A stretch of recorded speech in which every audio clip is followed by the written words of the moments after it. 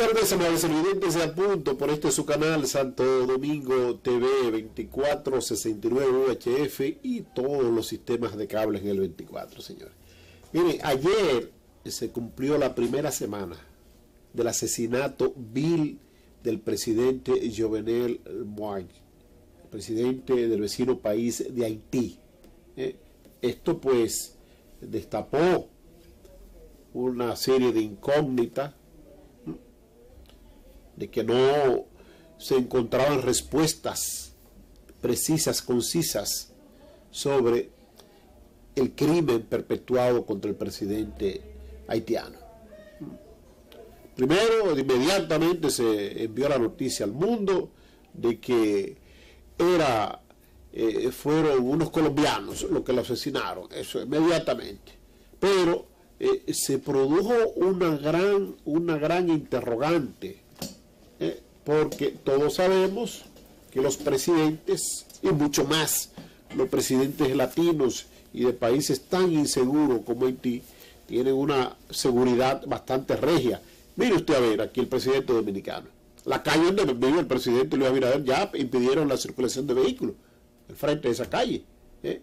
A la redonda hay más de 300 militares vigilando por la seguridad del presidente dominicano.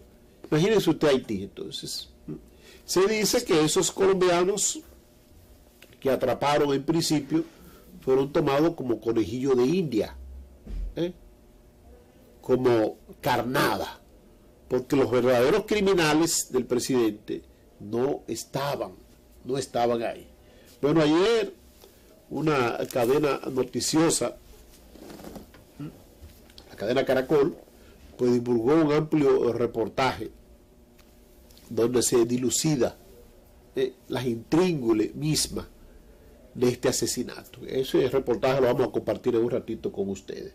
21 colombianos implicados en este crimen, militares, 7 militares colombianos pues confesaron que sí habían estado reuniéndose desde el mes de noviembre del año pasado, del año 2020, planificando todo lo relativo a la perpetuación de este crimen.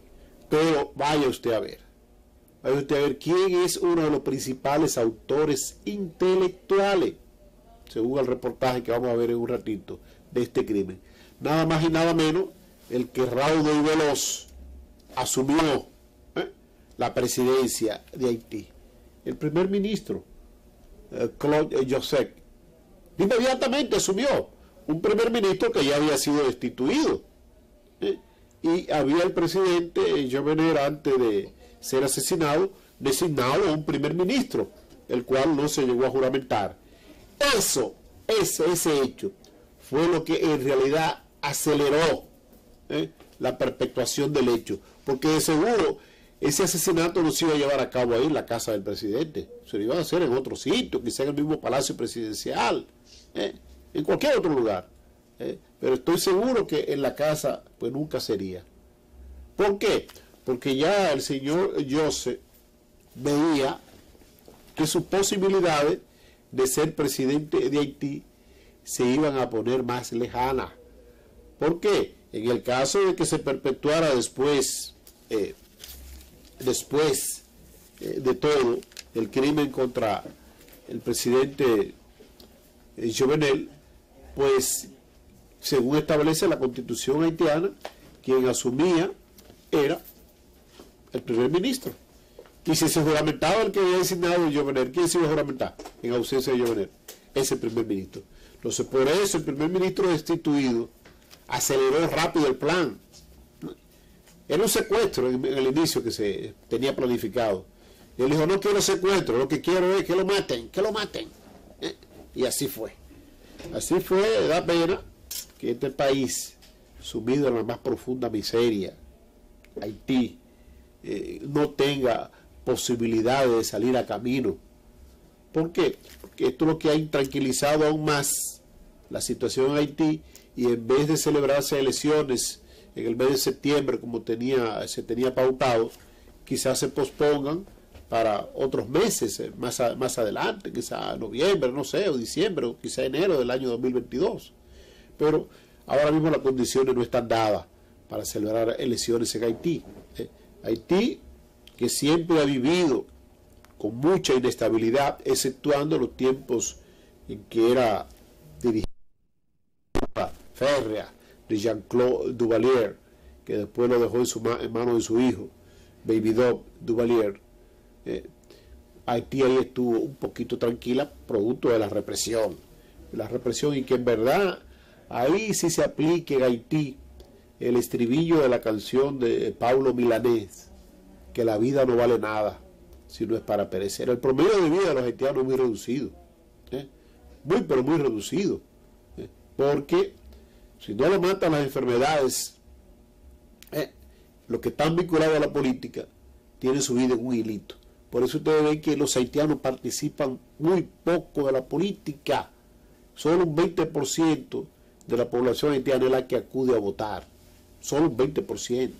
En lo mejor de los casos, quizá llega a un 22%. ¿Por qué?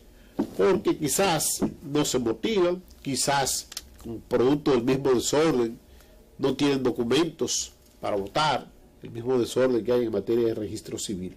Pero quiero compartir con ustedes este reportaje de una prestigiosa cadena noticiosa con sede en Miami, la cadena Caracol, para que ustedes, pues, de viva voz, puedan ser testigos de lo que se dice.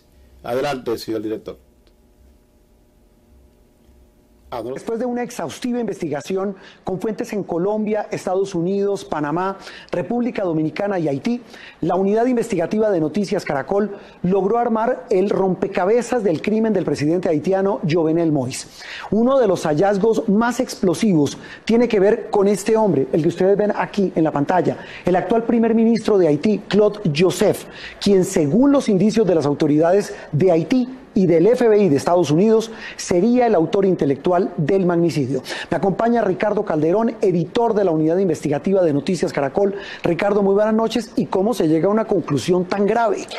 Juan Roberto, este rompecabezas se armó a partir de los testimonios de 3 colombianos, los hermanos Germán Alejandro y Jonathan Rivera, y un soldado retirado del ejército. A partir de estas declaraciones fue posible unir las piezas de un plan criminal que tiene al país del Caribe en una seria crisis política. Empecemos la historia de la forma como se habría fraguado el magnicidio. El magnicidio de Jovenel Moïse comenzó a planearse en noviembre de 2020 en este edificio, la sede de CTU Security en Miami.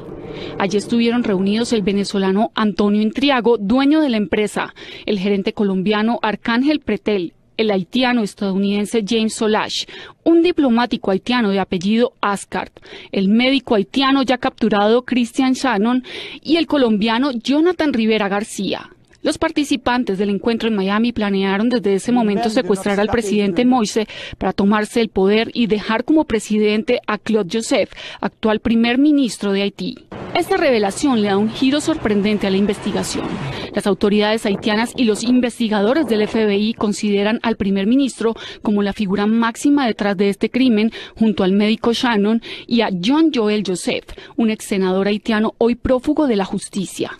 Se trata de una bomba política si se tiene en cuenta que Claude Joseph gobierna el país como reemplazo del presidente asesinado. Precisamente hoy, el primer ministro con funciones presidenciales se refirió al crimen del mandatario. En este momento, el gobierno tiene 2 prioridades. La primera es mantener las investigaciones hasta que el presidente de la República, su esposa, sus hijos, sus amigos y la nación tengan justicia. La segunda es hacer todo lo posible para honrar la memoria del presidente con la organización de un funeral.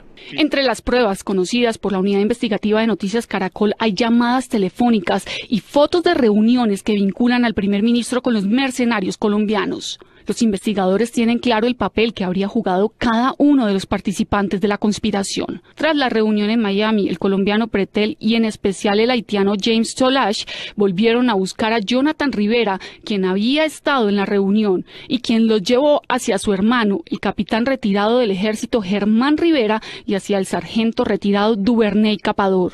Ellos 3 se convertirían en los enlaces claves con los mercenarios colombianos y el primer ministro.